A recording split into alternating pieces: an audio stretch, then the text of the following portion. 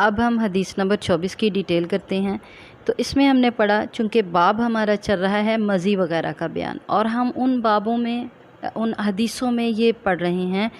کہ نواقض وضو کون کون سے ہیں، یعنی وضو کو توڑنے والی چیزیں کون سی ہیں۔ اس میں ہم نے پہلے پڑھا مزی کا خارج ہونا، وہ وضو کو توڑ دیتا ہے۔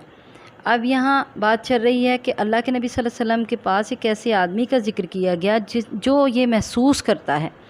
یعنی اس کو یہ خیال گزرتا ہے کہ اس کے پیٹ سے نماز کے دوران اس کے پیٹ سے ہوا خارج ہو رہی ہے۔ اب اللہ کا شکر ہے الحمدللہ، یہاں آپ بھی اللہ کا شکر ادا کریں، الحمدللہ ثم الحمدللہ، اللہ تعالیٰ نے ہمیں دین اسلام میں پیدا کیا اور اس قدر آسان دین رکھ دیا الحمدللہ کہ اللہ کے نبی صلی اللہ علیہ وسلم نے ارشاد فرمایا اگر اس کو صرف خیال گزرتا ہے تو چونکہ پیٹ سے ہوا خارج ہونا ناقض وضو ہے، اس کے ساتھ وضو ٹوٹ جاتا ہے، لیکن صرف خیال گزرنے سے وضو نہیں ٹوٹے گا۔ یہ شیطان کا عمل ہے۔ شیطان انسان کی نماز میں خلل پیدا کرتا ہے اور وہ انسان کے ذہن میں وسوسے لاتا ہے کہ ابھی تمہارا وضو ٹوٹ گیا اور تم چھوڑ دو نماز اور جا کے پہلے وضو کرو، نماز ختم کر دو ادھر ہی۔ تو ایسے وسوسے شیطان پیدا کرتا ہے۔ تو اللہ کے نبی صلی اللہ علیہ وسلم نے اس کا کیا حل بتایا کہ جو یہ سمجھتا ہے کہ اس کے وضو کے دوران نماز کے دوران اس کا وضو ٹوٹ گیا ہے، اس کے پیٹ سے ہوا خارج ہونے کی وجہ سے اس کا خیال ہے، اس کو محسوس ہو رہا ہے، لیکن اللہ کے نبی صلی اللہ علیہ وسلم نے فرمایا اگر اس کو بو محسوس نہیں ہوئی، یعنی پیٹ سے ہوا خارج ہوگی تو اس کی دو علامتیں ہوں گی۔ ایک کیا ہے؟ وہ بدبو محسوس کرے گا، اور دوسرا کیا ہے کہ اس کی آواز پیدا ہوگی۔ اب یا تو ان میں سے ایک علامت پیدا ہوگی یا دونوں علامتیں پیدا ہوں گی۔ بعض اوقات یوں ہوگا کہ وہ بدبو بھی محسوس کرے گا اور وہ ہوا خارج ہونے کی آواز بھی پیدا ہوگی، اور اگر ہوا خارج ہونے کی نہ تو آواز پیدا ہوئی ہے اور نہ بدبو محسوس ہوئی، اور صرف انسان کو خیال گزر رہا ہے، وہم ہو رہا ہے، اور یہ شیطان کی طرف سے ہے، تو یہ خیال آنا صرف جو ہے نا یہ شیطان کی طرف سے ہے، اور شیطان چاہتا ہی یہی ہے کہ انسان کی نماز میں خلل پیدا کرے۔ تو جب شیطان کی طرف سے ایسا خیال آئے تو پھر نماز سے نہیں پھرنا۔ نبی کریم صلی اللہ علیہ وسلم نے اتنی آسانی پیدا کر دی اللہ کے حکم سے۔ اللہ تعالیٰ نے دین کو الحمدللہ اتنا آسان کر دیا کہ اگر صرف خیال ہی گزر رہا ہے تو نماز کو نہیں توڑنا، وضو نہیں ٹوٹے گا بلکہ نماز کمپلیٹ کی جائے گی۔ اب یوں بھی ہو سکتا ہے کوئی پیٹ کی بیماری ہو کسی کو ایسی جس سے ہوا خارج ہوتی ہو بار بار، تو اس کے لیے میں کہتی ہوں الحمدللہ کتنی زیادہ اللہ تعالیٰ نے آسانی کر دی کہ اگر کسی کو یہ مسئلہ ہے بھی، وہ نماز پڑھ بھی رہا ہے،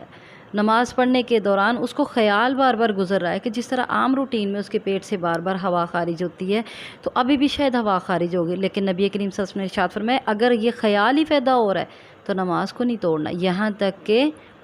بدبو محسوس ہو یا پھر آواز آئے۔ اگر آواز بھی پیدا نہیں ہوئی، بدبو بھی محسوس نہیں ہوئی،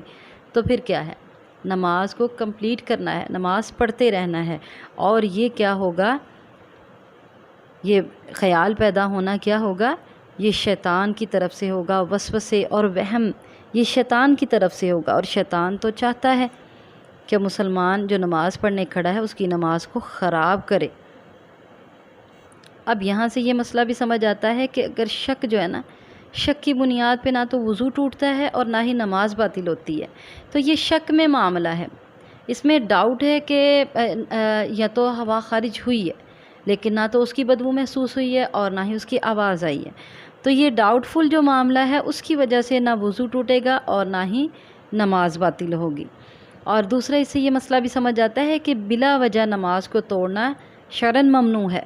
اب یہ بلا وجہ ہے، جب نہ آواز پیدا ہوئی اور نہ بدبو محسوس ہوئی، تو جان بوجھ کے اگر نماز کو توڑ کے فوراً ہم کہیں نہیں بس مجھے سمجھ آ رہی ہے کہ ایسے ہوا ہے، یا مجھے خیال آ رہا ہے یا میرے دل میں یہ بات آ رہی ہے کہ نہیں ایسے ہوا ہے، جب ہوا ہوگا تو نبی کریم صلی اللہ علیہ وسلم کی یہ حدیث بھی سامنے رکھیں کہ یا تو آواز پیدا ہو یا بدبو آئے، تو پھر نماز کو چھوڑنا ہے، پھر نماز کو ادھر ختم کرنا ہے، پھر جا کے دوبارہ وضو کرنا ہے اور دوبارہ نماز پڑھنی ہے۔ لیکن اگر یہ دونوں چیزیں نہیں ہیں تو پھر نماز کو نہیں توڑنا، اس سے منع کر دیا گیا ہے۔